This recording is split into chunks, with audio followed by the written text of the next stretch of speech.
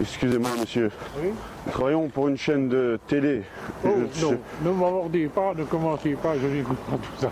Ah, Excusez-moi. C'est parce que justement, par rapport au vote et au congrès politique, nous aurions voulu prendre quelques renseignements qui pourraient être très actifs pour notre gouvernement, je sais pas, non?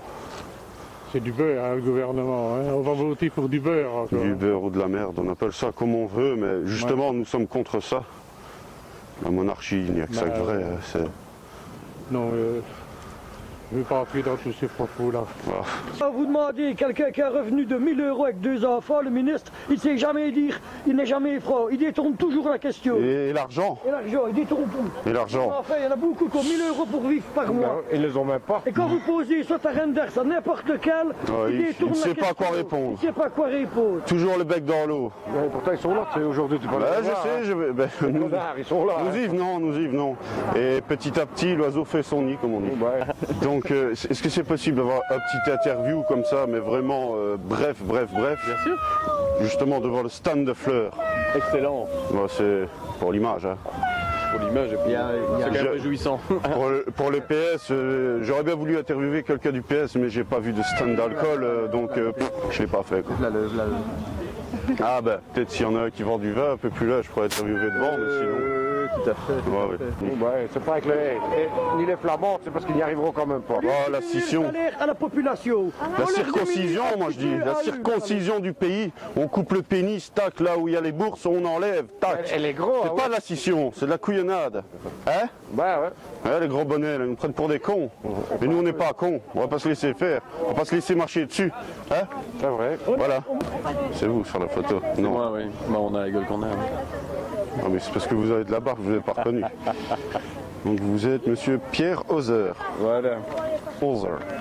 Je peux le dire Hauser parce que c'est une chaîne qui est diffusée sur internet. Hein. Ouais, bah Pierre Hauser. Le pouvoir d'achat diminue de plus en plus. On a de moins en moins dans sa poche. Un pensionné qui habite dans un logement social, on va lui accorder, on va dire 20 € plus par mois. C'est ça. Mais il ne les a pas parce que le loyer augmente, parce que c'est social. Alors, Les pensionnés à la Kalachnikov, moi. tous au mur à la mitraillette. Ouais, saloperie de pensionnés. Ça me dégoûte. Ah non, mais horrible. Tout le monde rigole, mais c'est dégueulasse hein, ce qu'on fait. Hein. C'est vraiment dégueulasse. Hein. Tu peux faire un plan, c'est vraiment dégueulasse. Notre candidat écolo, Pierre Hauser, nous allons l'interviewer.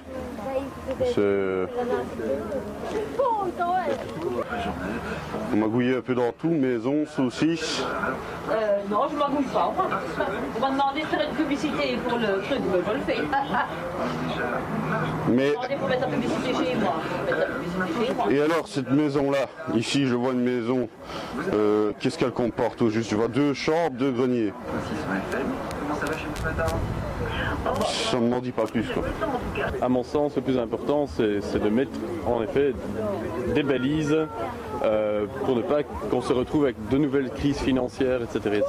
Donc c'est simplement, en 2 mots, de retirer les bâtons dans les roues que le gouvernement précédent... Mais c'est plus global que ça. Ce qu'il y a, c'est il est vrai que le gouvernement précédent a laissé faire les choses et n'a pas su vraiment aller au combat, quoi. Et ouais. donc, la publicité est vraiment mal faite. Si vous pourriez la retirer, puisqu'il y a nos candidats qui vont passer, ça fait pas. Enfin, maintenant, ce serait complet, mais là, ça ne l'est pas du tout, quoi. Comment ça serait complet? Mais ce serait les annonces seraient complètes, ça irait, quoi. Mais maintenant, là, comme je vois, c'est pas crédible, quoi. Ça ne fait pas crédible. Ah bon? Je peux vous demander de les retirer, s'il vous plaît? Donc voilà, Madame Simonis, quelle loi allez-vous adopter au sein de notre congrégation multi-électorale? Je ne comprends déjà pas votre question. Congrégation multi-électorale. Donc quelle loi allez-vous adopter? Quelle est votre stratégie d'attaque, en 2 mots? On est en campagne électorale et donc on fait les marchés comme tout à chacun. Et on va essayer de convaincre les électeurs sur base du programme que nous avons. On n'en est pas encore au dépôt des législations. Donc voilà, c'est clair. c'est bien. Donc c'est une guerre au vert que vous préconisez. Une guerre au vert.